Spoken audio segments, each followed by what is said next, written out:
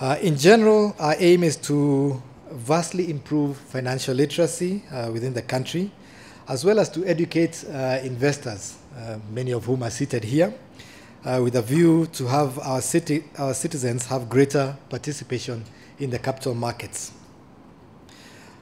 We are extremely pleased to partner with the Capital Markets Authority in this conference, which is themed Growing Business and Investment. The scope that businesses have today to grow has really widened significantly over the last few years, and we need business owners, investors, and their advisors to be alive to the opportunities that actually exist in the market. It's said that ignorance is bliss, but I think the fact that you're sitting here means you don't agree with that particular statement. Otherwise, we would not be here. Benjamin Franklin, one of the founding fathers of the USA, back in the 18th century, said that an investment in knowledge pays the best interest. And I guess being here, gaining that knowledge, will actually pay dividends to you and I today. The Chief Executive of the Nairobi Securities Exchange, the ACCA Global Council member, and former and frankly continuing colleague, Mr. Japheth Kato. I'll be guided by Anthony and Say Manus Skizas, the Senior Economic Analyst from ACCA.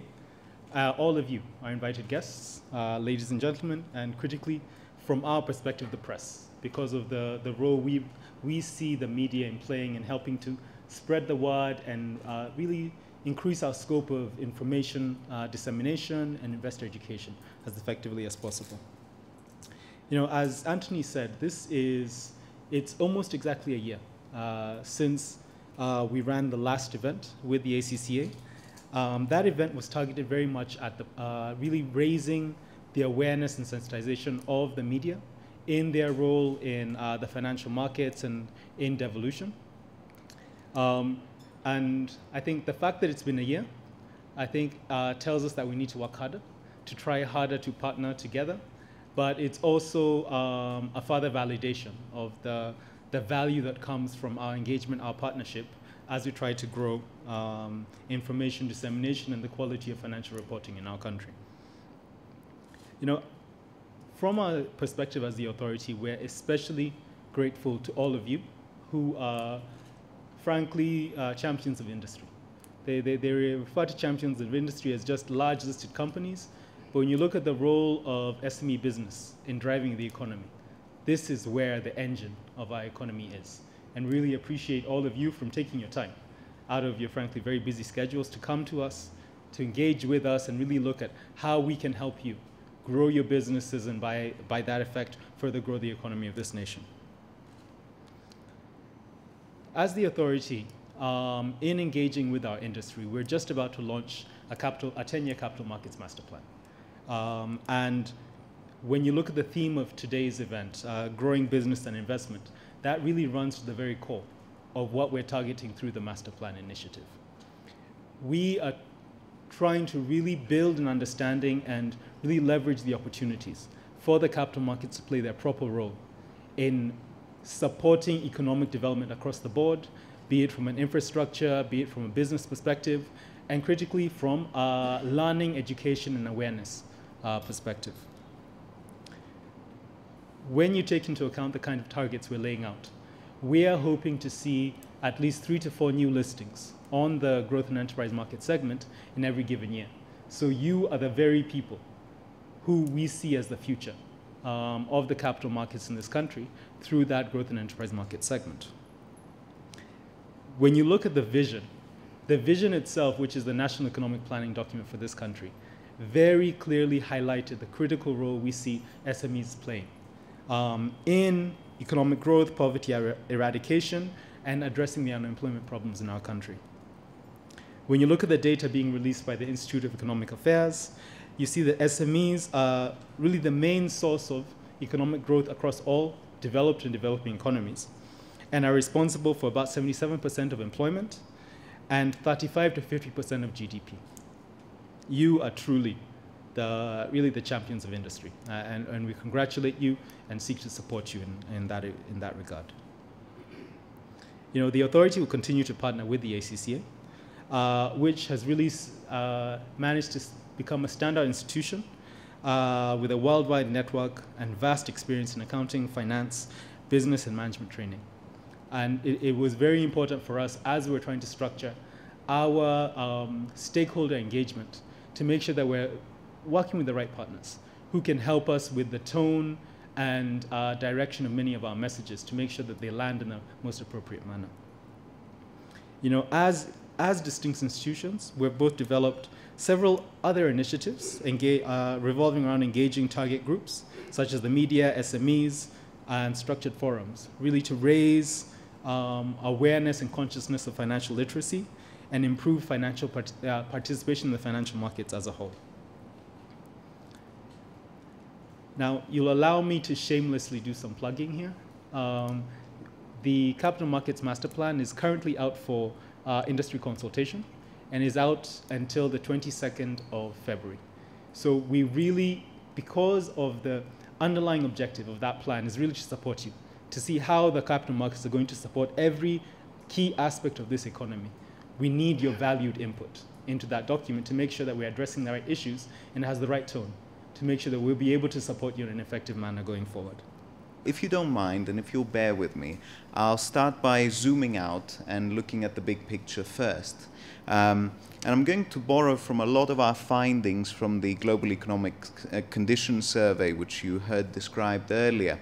This month marks the 5th anniversary of the Global Economic Conditions Survey. In fact, the whole thing is starting to date me. But the point is that we have in our hands a unique record of the global economic recovery through the eyes of the people that have front row seats to the economy. That is professional accountants, our members. So, starting with a little bit of background, I guess when you look back at what's happened over the last 2 or 3 years, you get a sense, at least in Africa, that we've had an incomplete recovery. And you'll see what I mean when we start looking at some of our figures. So this table charts business confidence amongst our membership. So we asked people what they think of the prospects of their own organizations over the next 3 months. And we did that time and time again over the last 5 years. And you may not be surprised by the shape of this graph. So in all of these graphs, first you'll see the line for Africa, and then you'll see the line for the ACCA world, which is not quite the global economy, but very close to it. So what you can see here is a progression from the depths of the global recession until the beginning of 2009, the brief green shoots period in mid-2009 when some people were a bit too eager to call the recovery. And then, of course, all of the adventures we've seen with the Eurozone debt crisis, with China and the rest of Asia slowing down, as well as more recently the Fed's taper and the turmoil that caused in a lot of our emerging markets, certainly. What you'll find from looking at this graph very briefly is that Africa entered the recovery as by far the most confident region amongst ACCA's major regions. It no longer is that. And we're going to try to get to the bottom of this. Obviously, we can't spend too long on it, but I think you'll see where we're getting at. I think one big clue is capital spending. You know that the recovery is properly engaged when businesses feel confident enough to commit funds, to make sure, to say, look, this is my plan for the next 3-5 years, and now I'm going to put my hand in my pocket or somebody else's pocket and put my money where my mouth is. So you'll see that what happened is that from 2012 onwards, there's been a convergence where the rest of the world has I wouldn't say powered ahead because that's a bit too optimistic, but has shown signs of returning to a trajectory of growth in capital spending. Whereas in sub-Saharan Africa, we haven't seen that kind of traction. Obviously, these figures are relative, so they're relative to the levels of investment people saw before. But it shows you that at least for the last 1 year, we've had a stalled recovery in Africa that needs to be got back on track. And you might argue, well, you know what, very often when people don't invest, it's because there's nothing to invest in. That's not the case, certainly not in Africa. In fact, these figures, once you account for a little bit of the error in measurement, are identical. So there's no shortage of opportunity here. In fact, there's exactly the opposite. What there is a shortage of is growth capital. And you can see that at least for the last 1.5 years, there's been a divergence where the rest of the world has recovered in terms of being able to raise finance from the banking system, but also from other sources. In Africa, we haven't got that traction yet. And a similar picture emerges when you look at support for investment from the government side. In fact, it's a little bit more worrying here, where governments have largely pulled out after stepping in around 2009 to prop up, I guess, domestic economies. And there are several reasons for that we can't really afford to go into right now. But you can see how there is a perfect storm of a stalled recovery in financing and a stalled recovery in public spending. But this leads us to why you're all here, because there's a particular group of businesses that has been hurt by this situation. And they are the very same businesses that have led the recovery in Africa over the last 5 years. Now, I'll show you our confidence index broken down by different segments of Africa's real economy, by size. So micro and small businesses, medium-sized businesses, the mid-market, which are the slightly larger, more international chunk of the medium-sized segment, and large corporate. I have been around a bit, and the two organizations, in fact, when I was asked to come and be part of this, it was like they call it pushing an open door, but in my own local language, you say being pushed when you're already squatting. I mean, you don't need a lot of effort to do that. So I really came, and it's always a great pleasure to be here. Just to put in context, these two organizations, why the pushing was not really much, it was just a finger touch, is because I have been an SCCA member since 1982. Now, there must be people in this room that were not yet born. In fact, I think maybe 50% or 60% were not yet born. So, and then I've been in the financial services area, regulation, since 1990, when I started working for the FSA. Then it was IMRO. And there are still people here who were not yet born in 1990. And I joined CMA in 1998 as the CEO, the first CEO. And there are still people in this room who are not yet born. On a lighter touch, I know there are many journalists here. In Uganda, we don't change things very frequently. So I've been there for 16 years now. I mean, if I compare with the turnover in Kenya, not only of CEOs, but also of others, there is a higher turnover here. And in the capital markets, we need high turnover and liquidity. I also like to thank Paul for his kind remarks, you know, Paul Mudaura and the colleagues who are here, who I have been dealing with for very many years. In fact, I think the longest year must be Rosie Mambo, whom we met a few years ago in the capital markets. Paul and Kenya have been very strong supporters of the development of the capital markets in the region. This is very important, that because the market here has been here longer, you know, over soon celebrating 60 years, Donald at NSC. So they have supported both Uganda, Kenya, Rwanda in the development of the capital market. And this is a fantastic thing that, that Kenya has done for the region. I mean, they have all showed very strong leadership, and I appreciate that. We developed the growth enterprise market segment in collaboration with the Capital Markets Authority and the Central Depository and Settlement Corporation. We also spoke to a number of stakeholders. We spoke to potential investors. We spoke to the Fund Managers Association, a number of private equity funds and venture capital funds. And we also spoke to potential clients for the growth enterprise market segment.